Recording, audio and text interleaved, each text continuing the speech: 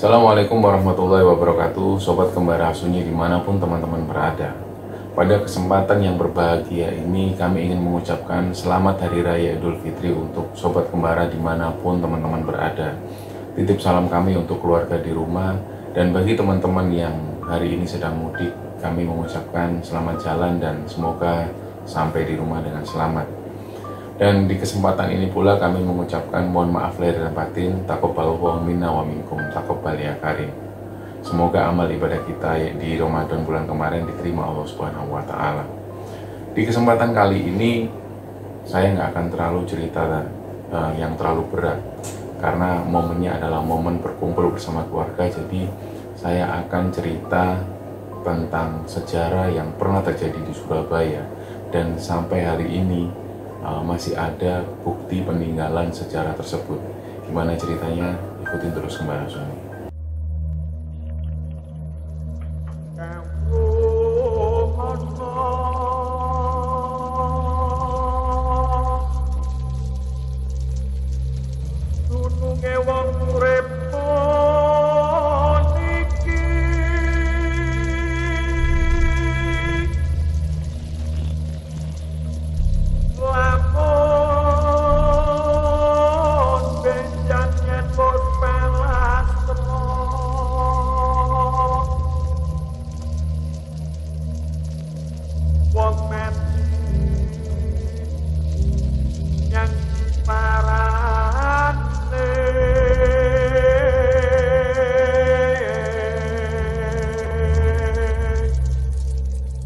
Jadi kesempatan kali ini kami ada di sebuah hotel yang ada di Surabaya.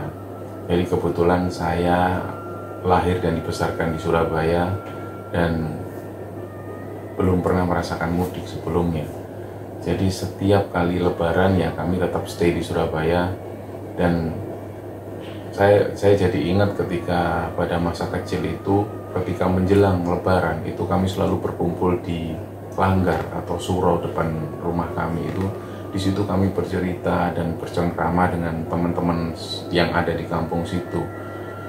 Dan setiap kali bulan puasa itu kami sering bersepeda menuju makam seorang waliullah namanya Sunan Ampel. Jadi cerita ini ada hubungannya dengan Kanjeng Sunan Ampel yang ada di Surabaya. Jadi dulu sebelum negeri ini menjadi Indonesia, sebelum adanya negara Indonesia, dulu Nusantara ini dikuasai oleh berbagai macam kerajaan. Dan kerajaan yang terkenal pada waktu itu adalah Kerajaan Mojopahit, di mana kerajaannya ini sangat besar dan sampai terdengar di negeri tetangga pada waktu itu. Nah, di masa-masa di sekitar abad 15 itu, Kerajaan Mojopahit ini mengalami kemunduran. Mereka ini perang sesama saudara yang akhirnya membuat kerajaan ini runtuh dengan sendirinya. Nah, pada waktu itu juga banyak sekali wali-wali yang bertebaran di Nusantara ini yang menyebarkan agama Islam. Tapi perlu dicatat bahwa menurut catatan dari Kiai Haji Agus Sunyoto di dalam bukunya Atlas Wali Songo, yang semoga Allah merahmati beliau karena beberapa waktu yang lalu beliau meninggal dunia. Beliau adalah salah satu panutan kami dalam penulisan sebuah sejarah yang ada di Indonesia. Nah, menurut catatan dari Kiai Haji Agus Sunyoto ini dalam bukunya Atlas Wali Songo, ternyata Islam ini sudah masuk di Nusantara sekitar abad 7. Jadi tidak hanya di masa-masa Mojopahit, tapi memang pada waktu itu Islam belum menyebar secara luas karena Islam masih dipeluk oleh golongan-golongan kaum bawah, jadi bukan golongan bangsawan. Nah, di era Wali Songo inilah kaum bangsawan mulai memeluk Islam, dan pada waktu itu ada seorang waliullah bernama Raden Rahmat. Dia datang di Surabaya, kemudian diberi tempat oleh Raja Mojopahit pada waktu itu, diberi tempat di satu daerah namanya Ampel Denta. Sekarang daerah ini menjadi Kampung Ampel. Disitulah kemudian Raden Rahmat ini membuka pesantrennya bernama Pesantren Ampel. Nah, di kemudian hari orang-orang menyebut beliau dengan Sunan Ampel. Nah, di cerita yang lain, di Surabaya ini masih berupa hutan yang lebat, di mana-mana masih banyak perampokan dan masih banyak tindakan-tindakan kekerasan. Ada satu kelompok pada waktu itu yang bernama orang-orang menjuluki dengan ikat ireng atau belangkon ireng, atau dalam bahasa Indonesia disebut belangkon hitam.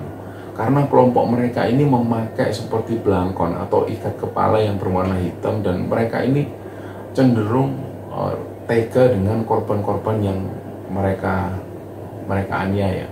Jadi setiap kali ada pedagang-pedagang yang masuk di area mereka ini selalu rampok, dan mereka nggak segan-segan untuk membunuh korbannya itu. Jadi pada waktu itu memang di Surabaya dan di daerah-daerah sekitarnya memang terkenal dengan kekerasan. Maka disinilah penyebaran Islam semakin meluas. Jadi banyaknya sunan-sunan atau wali-wali ini yang menyebarkan agama Islam dan memberikan dakwah untuk menuju ke jalan kebaikan. Pada waktu itu ada satu tokoh yang bernama Ki Baju. Orang-orang ini menyebut beliau dengan Ki Baju. Dia ini adalah pemimpin dari kelompok belangkon ireng ini tadi. Jadi Ki Baju ini memang terkenal Raja Tega dan banyak sekali pengikutnya Ki Baju ini. Nah, Ki Baju mempunyai anak perempuan yang bernama Nyi Kembang Sari. Nyi Kembang Sari ini mendengar tentang dakwah dari Sunan Ampel. Kemudian Nyi Kembang Sari ini memutuskan untuk ngaji di pesantren Sunan Ampel. Jadi Nyi Kembang Sari ini datang ke masjid untuk mendengarkan ceramah dari Sunan Ampel.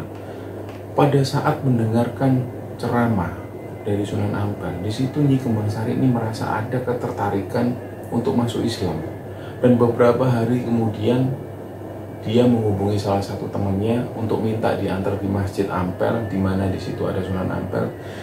Dia bilang ke Sunan Ampel bahwa dia ingin masuk Islam karena tertarik untuk masuk Islam, dan nggak ada paksaan atau nggak ada dorongan dari siapapun.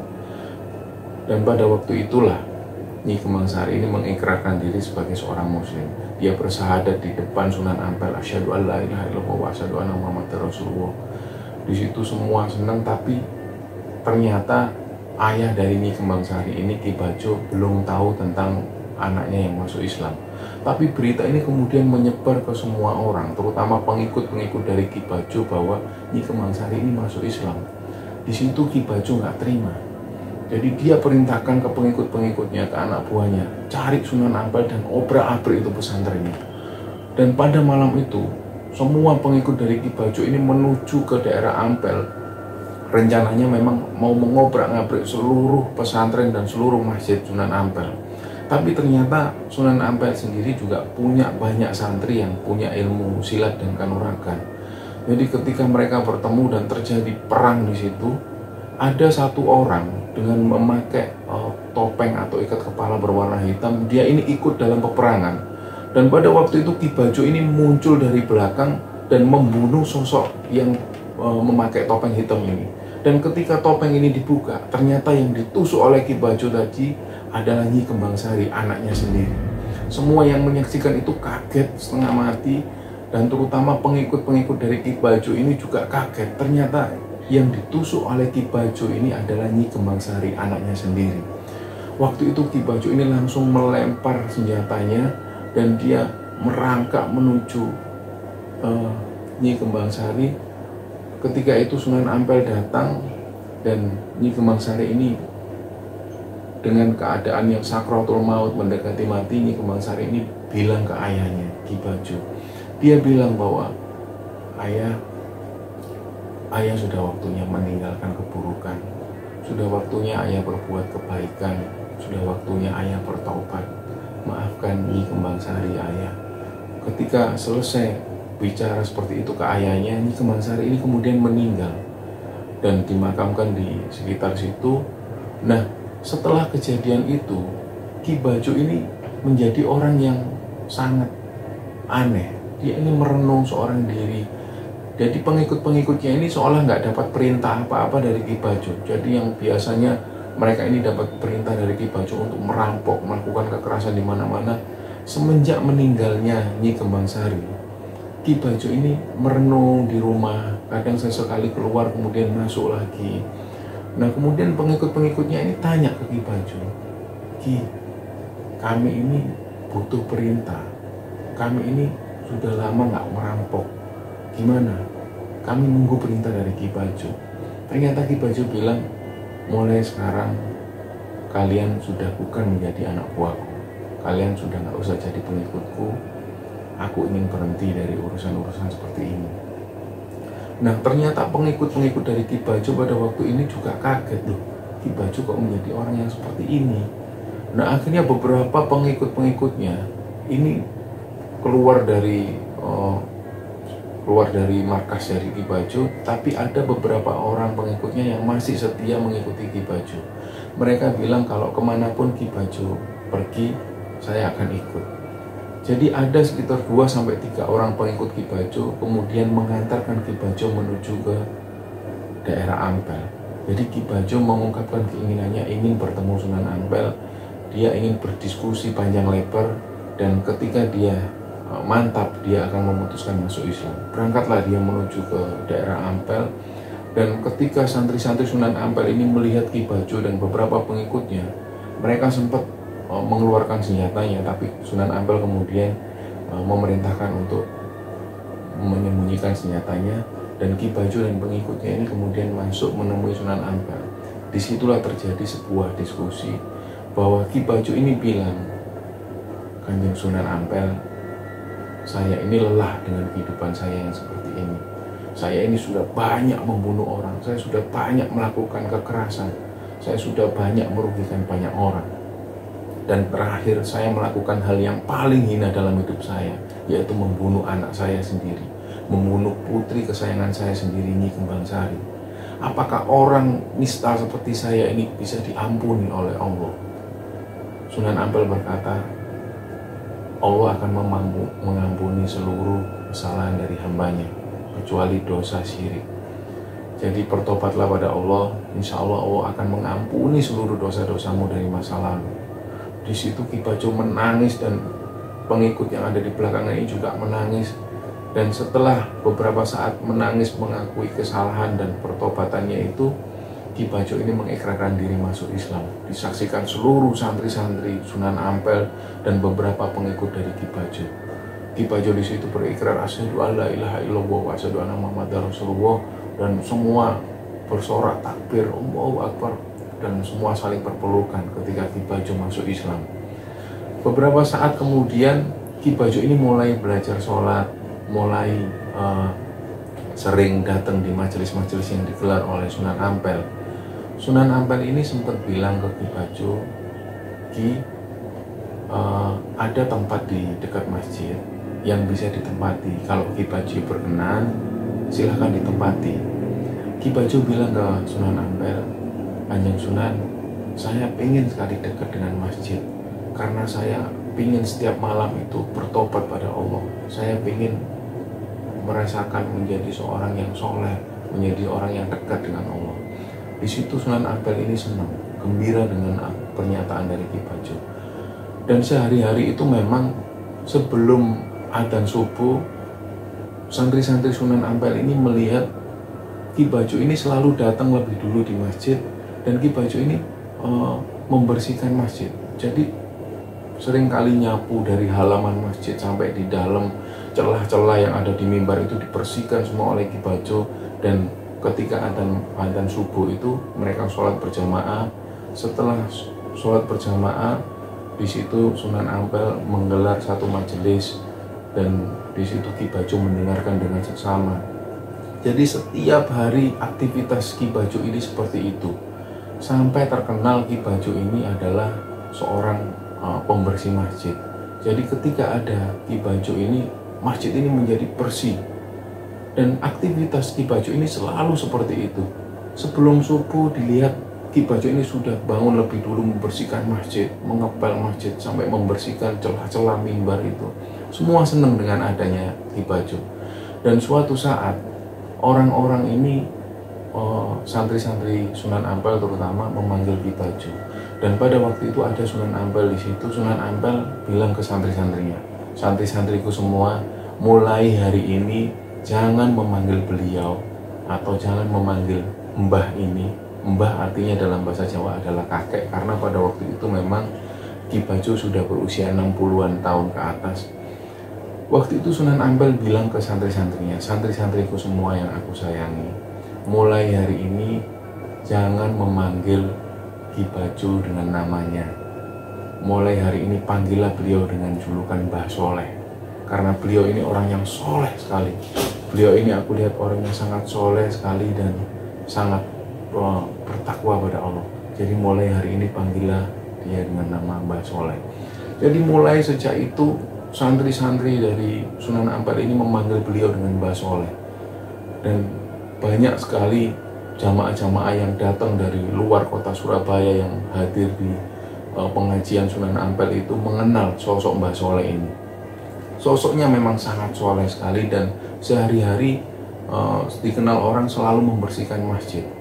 Jadi orang-orang itu mengenal Mbah Soleh ini sosok yang kalem, sosok yang baik, dan beliau ini selalu pingin terlihat Masjid Ampel ini selalu bersih. Jadi ketika ada daun yang jatuh di pelataran masjid, beliau selalu mengambil, memasukkan ke sampah. Ketika ada kotor sedikit, beliau ini selalu membersihkan dan lalu mengepel. Disitulah Sunan Ampel ini sangat senang sekali dengan sosok Mbah Soleh ini, termasuk santri-santri Sunan Ampel yang ada di situ. Pada suatu malam, ada beberapa santri dari Sunan Ampel itu yang melihat sosok Mbah Soleh ini sedang ada di masjid. Beliau ini sedang sholat malam dengan khusyuk sekali. Dan setelah sholat malam itu, sosok Mbah Soleh ini terlihat berdoa, menengadahkan tangan ke atas dan seperti menangis pada Allah. Seperti apa ini, Mbah Soleh itu seperti bertobat. Dia ini seperti menyesali semua perbuatannya. Ya Allah, saya mohon ampun ya Allah. Seandainya malam ini adalah malam terakhirku, aku ingin meninggal secara istiqomah. Aku ingin meninggal secara dikenal sebagai orang yang baik. Di situ Mbah Soleh ini dilihat oleh beberapa santri Sunan Ampel yang juga kebetulan ada di masjid. Terlihat sekali bahwa Mbah Soleh itu menangis malam itu, menangis. Kemudian beliau sholat lagi 2 rakaat dan ketika sujud, Mbah Soleh ini seperti nafasnya sesak. Jadi beliau langsung tengkurap dan di situ santri-santri dari Sunan Ampel ini menghampiri Mbah Soleh. "Mbah Soleh, kenapa Mbah Soleh?" Gak lama kemudian Sunan Ampel ini datang dan kemudian Mbah Soleh ini dituntun ditalkin ayo Mbah nyebut asyhadu alla ilaha illallah. Disitulah Mbah Soleh ini nyebut asyhadu alla ilaha illallah.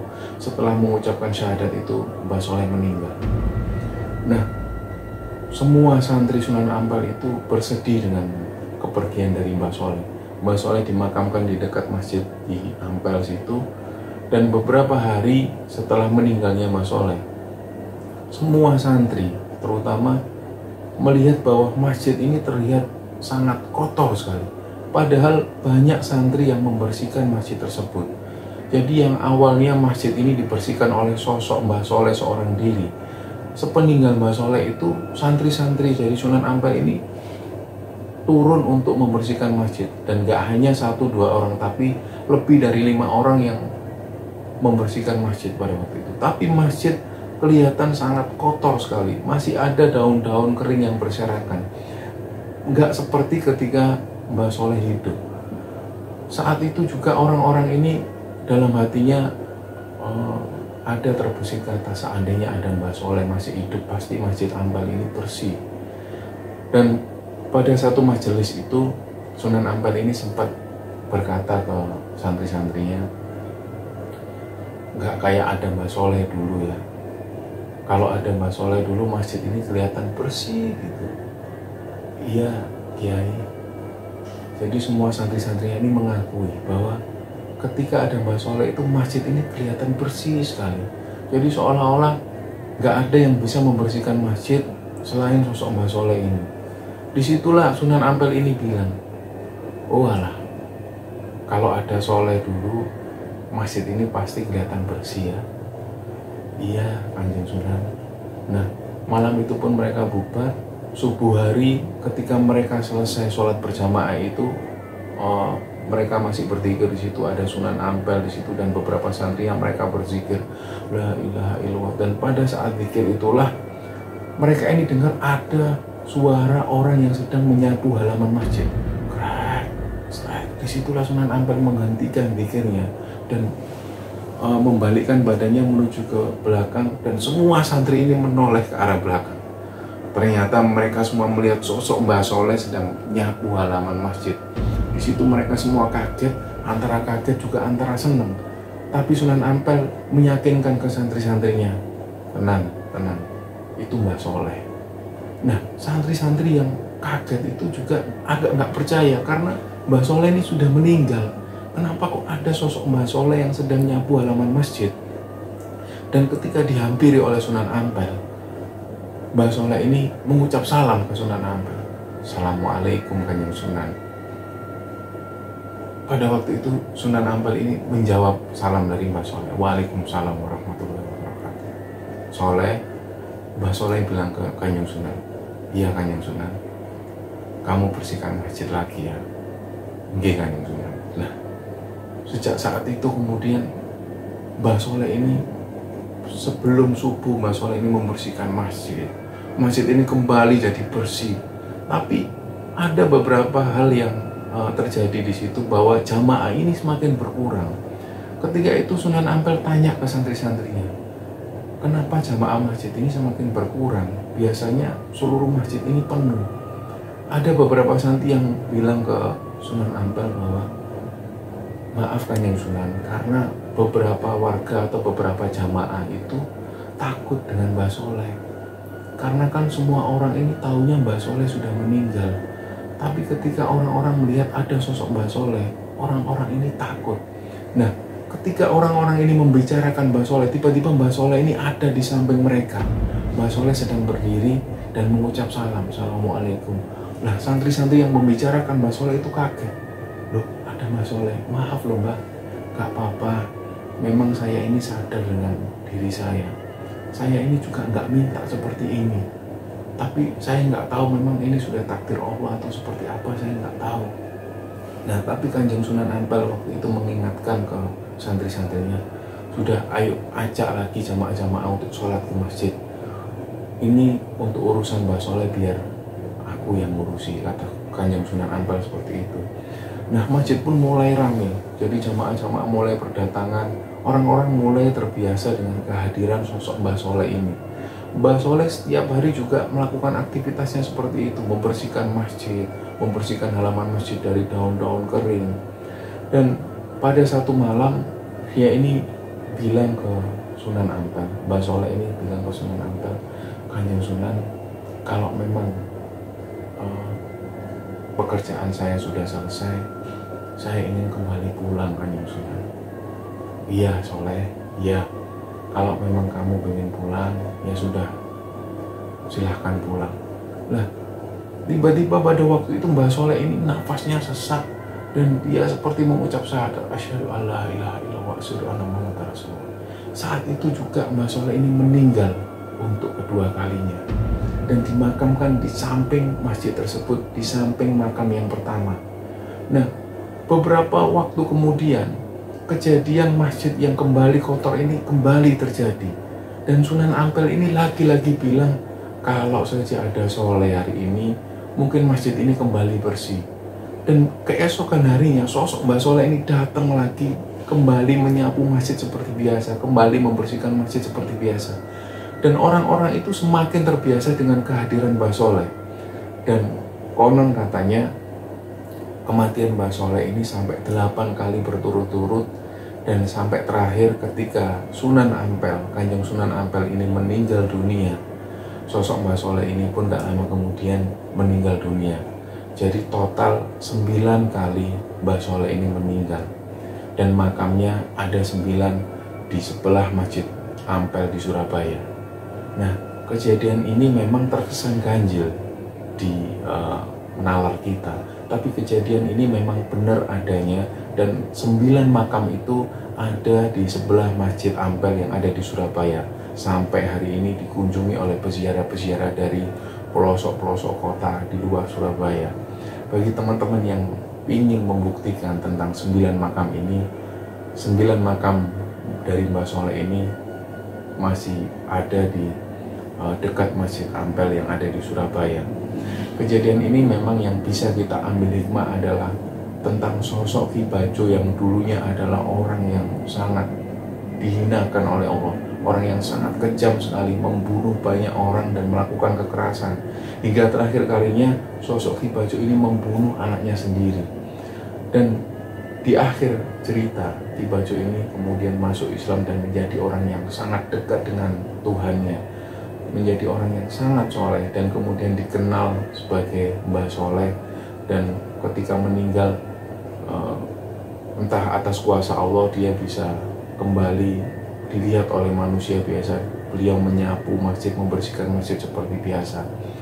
Nah, bisa kita ambil kesimpulan bahwa orang dengan masa lalu yang buruk belum tentu akan menjadi buruk di akhir kisahnya.